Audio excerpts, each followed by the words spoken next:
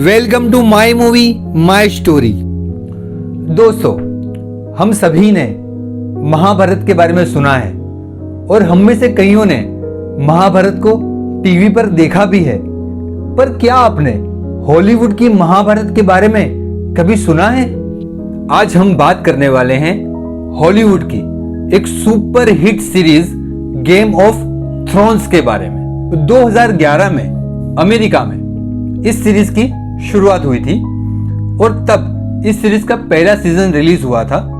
अब तक इस सीरीज के टोटल 8 सीजन रिलीज हो चुके हैं और एवरेज हर सीजन में इसके 10 एपिसोड अवेलेबल हैं। गेम ऑफ थ्रोन हॉलीवुड की एक ऐसी वेब सीरीज है या ऐसी टीवी सीरीज है जिसने टेलीविजन के अभी तक के सारे रिकॉर्ड तोड़ दिए हैं और अभी तक कोई भी ऐसी चीज नहीं बनी जो गेम ऑफ थ्रोन की बराबरी कर सके।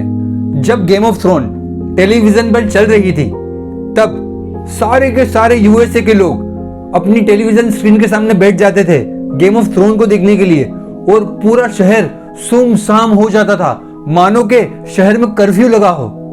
वैसे तो गेम ऑफ थ्रोन का मतलब होता है सिंहासन की जंग, पर अगर इस सीरीज में केवल सिंहासन की जंग बताई होती तो ये सीरीज इतनी हिट ना होती।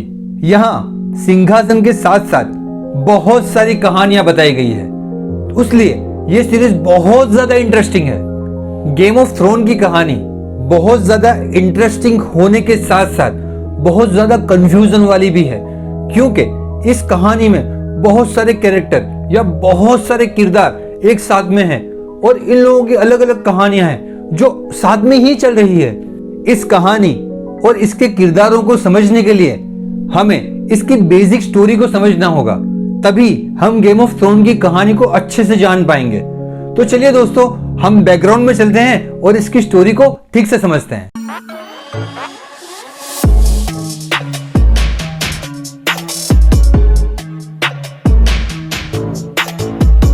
दोस्तों, एक राइटर है जिनका नाम है जॉर्ज आर मार्टिन। ये है जॉर्ज आर मार्टिन और इन्होंने एक किताब लिखी जिसका नाम है a song of ice and fire. इसका मतलब ये होता है एक गाना बर्फ और आग का। तो इस किताब पे से गेम ऑफ थ्रोन की कहानी ली गई है। गेम ऑफ थ्रोन एक काल्पनिक कहानी है जिसका सच्चाई से कोई लेना देना नहीं है, और ऐसे ही इस कहानी की जो दुनिया है वो भी काल्पनिक है, उसका सच्चाई से कोई लेना देना नहीं है। और ये है उस काल्पनिक दुनिया का काल्पनिक नक्शा।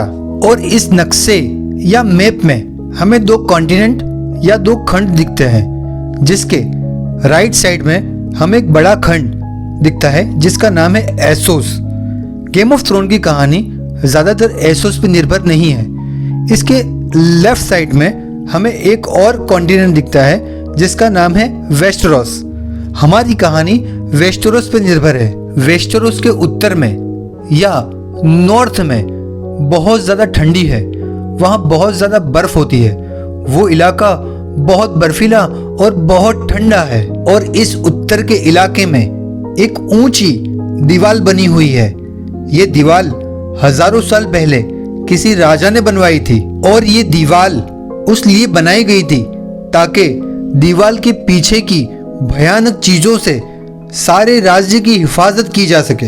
अब हमारे दिमाग में एक सवाल उठेगा कि ये दीवार के पीछे ऐसा तो क्या है?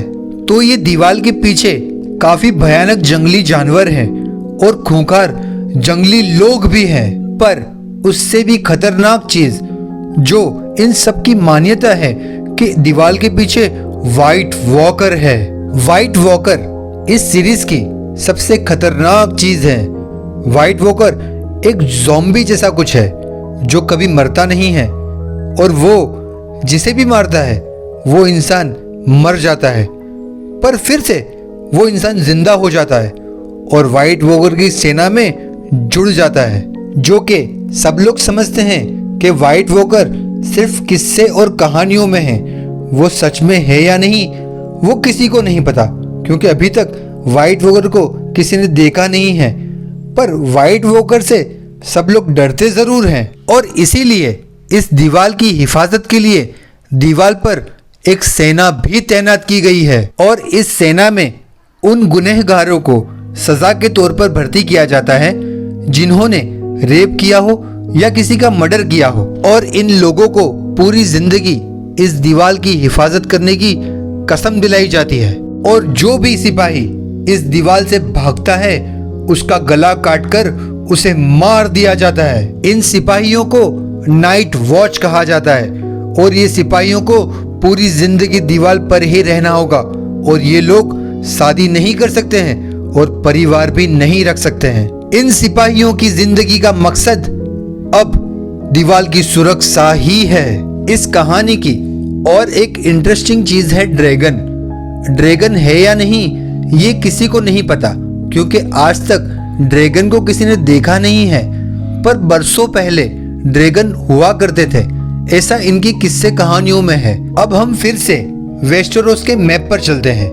इस मैप में हमें 7 राज्य दिखाए गए हैं और इस 7 राज्यों पर अलग अलग राजा या अलग अलग नवाब राज करते हैं, पर इन सभी राज्यों का एक कैपिटल या एक राजधानी है जिसका नाम है किंग्स लैंडिंग। और ये किंग्स लैंडिंग में जो राजा राज करता है वो राजा सभी राज्यों पे भी राज करता है, मतलब वो राजा सभी राजाओं का महाराजा है। कुछ सालों पहले किंग्स लैंडिंग पे टारगेरियन परिवार का राज था, पर टारगेरियन राजा पागल था। वो बहुत जुल्म करता था और लोगों को जिंदा जला देता था। उसलिए एक विद्रोह हुआ था और टारगेरियन राजा को मार दिया गया था। उसके साथ साथ उसके परिवार को भी मार दिया गया था, पर उसके 2 बच्चे बच गए थे जिनमें एक लड़का है और एक लड़की है। किसी ने उन दोनों बच्चों को बचाकर समंदर के पार इसोस भेज दिया था। अब वो दोनों बच्चे बड़े हो चुके हैं और इस राज्य के असली वारिस हैं। लोगों की मान्यता के मुताबिक टारगेरियन लोग ड्रैगनों को पालते थे, इसलिए ऐसा माना जाता है कि टारगेरियन लोगों की नसों में ड्रैगन का खून मौजूद है।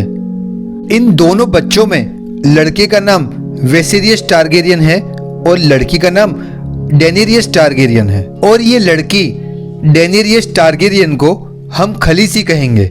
वो क्यों, ये हम बाद में समझेंगे। अब हम फिर किंग्स लैंडिंग चलते हैं। किंग्स लैंडिंग मतलब राजधानी।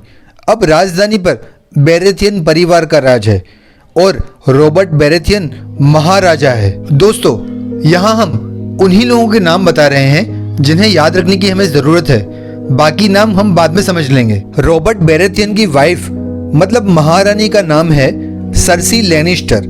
ये औरत लैनिस्टर घराने से है और ये 1 नंबर की कमीनी औरत है। सर्सी लैनिस्टर और रॉबर्ट बेराथियन मतलब महाराजा और महारानी के 3 बच्चे हैं और उनमें सबसे बड़े लड़के का नाम जेफरी है और ये जेफरी भी 1 नंबर का कमीना है। सर्सी लैनिस्टर के 2 भाई हैं जिनमें बड़े भाई का नाम जेमी लैनिस्टर है और ये भी बड़े लेवल का कमीना है। इसकी कमीनापन हम बाद में देखेंगे। और छोटे भाई का नाम टिरियन लैनिस्टर है।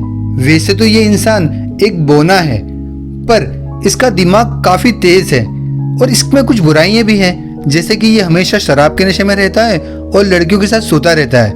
पर ये कमीना नहीं है, ये दिल का काफी अच्छा है। दोस्तों, अब हम इस सीरीज के हीरो के बारे में बात करते हैं। वेस्टेरोस के मैप में जो उत्तर का इलाका है जिसे विंटरफॉल कहा जाता है और यहाँ के राजा या नवाब का नाम है नेड स्टार्क। अभी के तौर पर ये कहानी के असली हीरो है। वैसे तो गेम ऑफ थ्रोन में कोई भी हीरो हमेशा के लिए नहीं है, पर अभी के तौर पर हम नेड स्टार्क को हमारा हीरो समझकर आगे बढ़ते हैं। नेड स्टार्क की बीवी का नाम कैटलिन टाली है और इनके कुछ बच्चे भी हैं, जिनमें बड़े लड़के का नाम रॉब स्टार्क है, फिर उससे छोटी लड़की का नाम सांसा स्टार्क है, उससे छोटी लड़की का नाम आर्या स्टार्क है, उससे छोटे लड़के का नाम ब्रायन स्टार्क है और सबसे छोटा लड़का है रिकॉन स्टार्क। इसके साथ साथ नेड स्टार्क की एक नाजायज औलाद भी है जिसका नाम है जॉन स्नो।